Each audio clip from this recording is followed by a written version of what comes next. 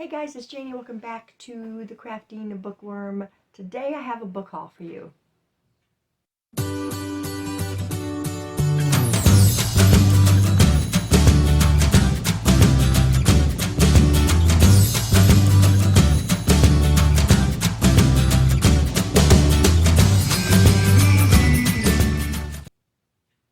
Okay, welcome back everyone. Welcome to all my new subscribers.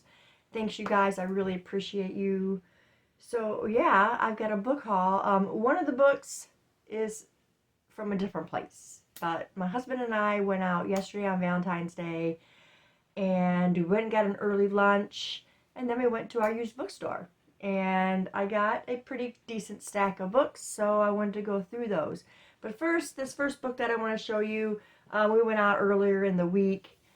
We went to Sam's because we had to get a few things, and I found this beautiful book. This is called North is the Night, and it's by Emily Rath. Beautiful, right? So lately you can find these special edition books in a lot of different places. Excuse me. We got some beautiful end pages here, and then it's got the reverse dust jacket. So I can reverse this if I want to. I actually like the dust jacket that's on it. And then we've got this on the cover. How gorgeous is that? And better yet, it sounded like a good story. So let me read the synopsis to you guys. Okay, it says, "Your mind in life and death, body and soul. In the depths of the Finnish wilderness, more than wolves roam the dark woods. When a death goddess attacks their village, best friends Siri and Aina prove helpless to stop her from dragging Aina into Tunella, the mythic underworld. Determined to save her beloved Aina, Siri braves a dangerous journey north, seeking help from the greatest shaman of legend, the only person ever to venture into Tunella and return alive. There's only one problem. The stories say he has since died. In Tunella, the cruel witch queen turns Aina's every waking moment into a living nightmare. But Aina soon learns that the god of death himself, has plans for her.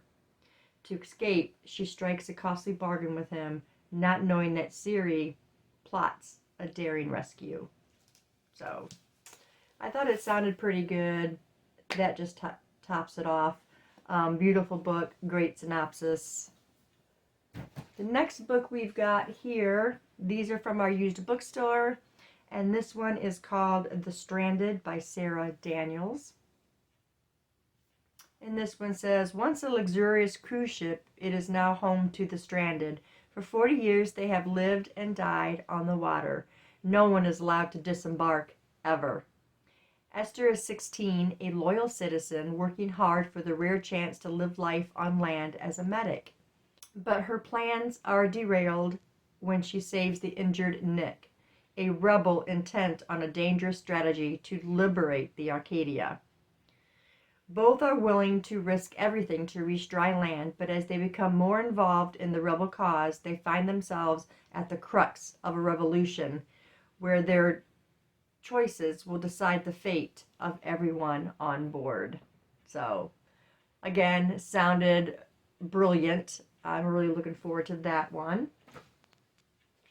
The next one we got here is called A Clock of Stars, The Shadow Moth by Francesca Gibbons.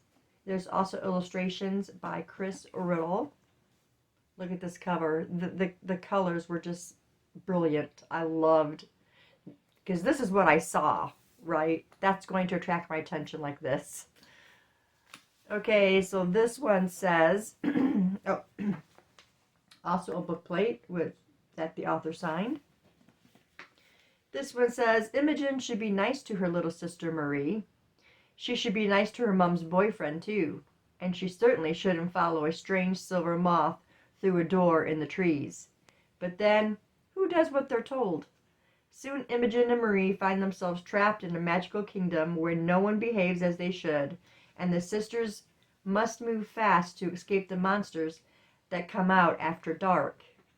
Longing to return home, they find help from a spoiled prince, a dancing bear, and even the stars above. So, again, it sounds like it's going to be really good. I'm not sure if this is a YA or a middle grade. It sounds like middle grade, but it's a pretty big book. I guess we'll see when we read it. The next one we got here, also from the used bookstore, all these are, but this one was brand new. And they charged $16 for it, but I've been wanting to read this, and I haven't yet. And that is The Final Girl Support Group by Grady Hendrix.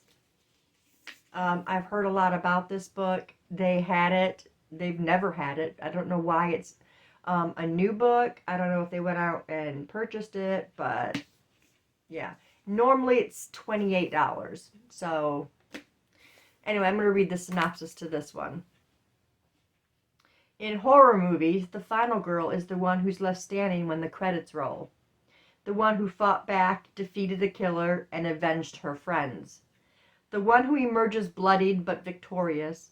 But after the sirens fade and the audience moves on, what happens to her? Lynette Tarkington is a real-life final girl who survived a massacre 22 years ago, and it has defined every day of her life since.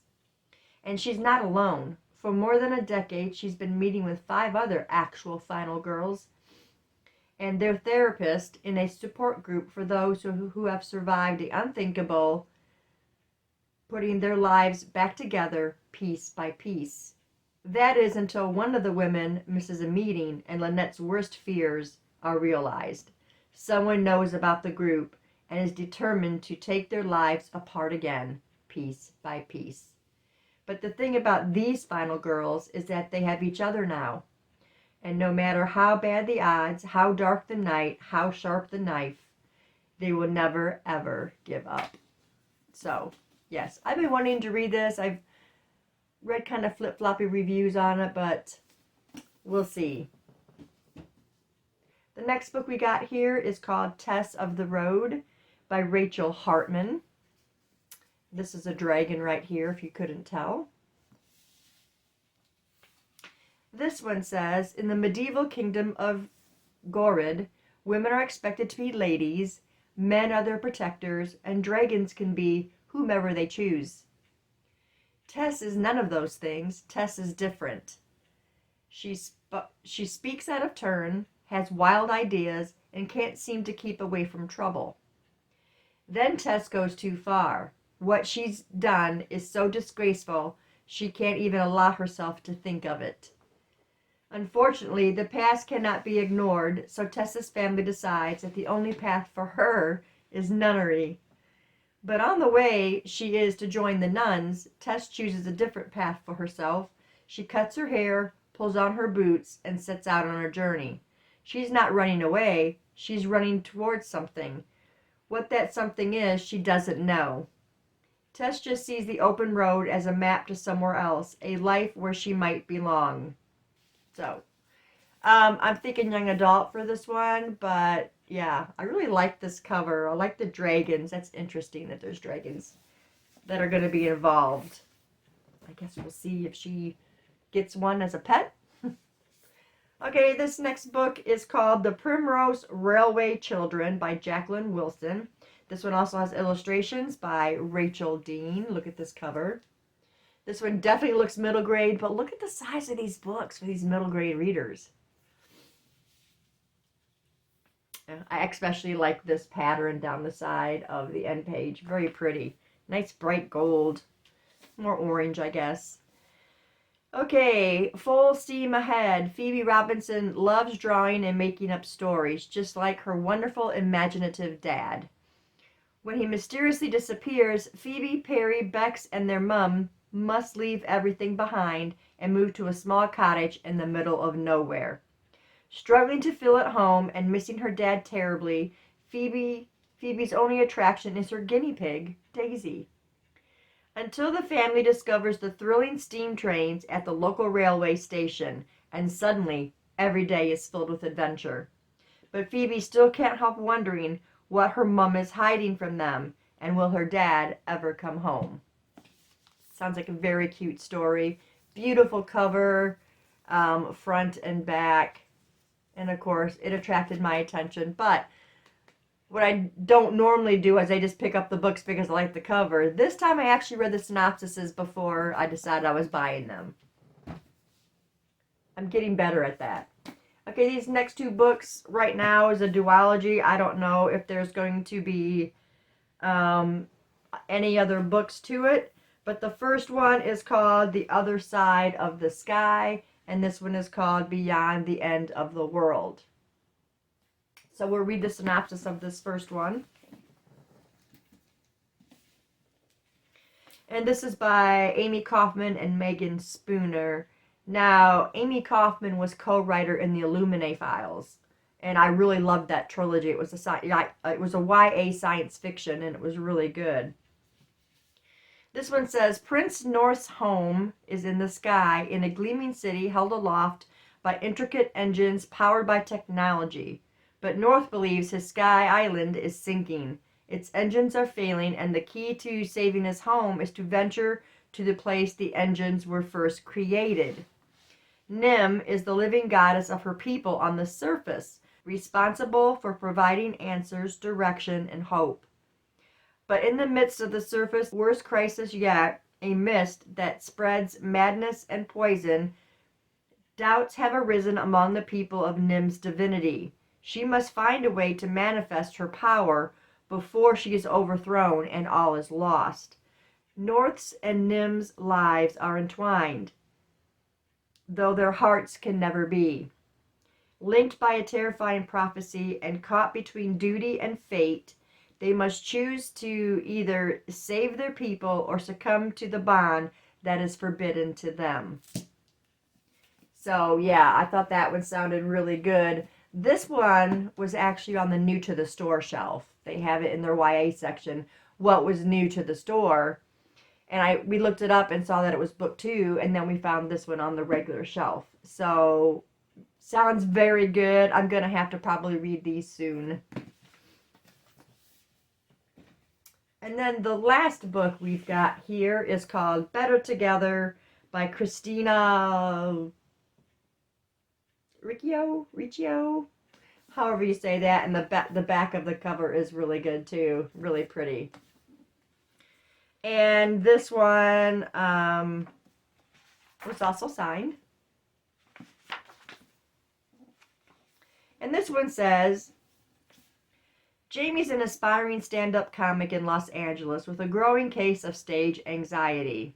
Ceres, a stunning ballerina from New Jersey, nursing a career-changing injury, they both signed up for the same session at the off-the-grid Rediscover Yourself retreat in Colorado. When they run into each other, their worlds turn upside down. Jamie and Ceres are sisters, separated at a young age by their parents' volatile divorce. They've grown up living completely separate lives, Jamie with their dad and Ceres with their mom. Now reunited, after more than a decade apart, they hatch a plot to switch places. It's time they get to know and then confront each of their estranged parents.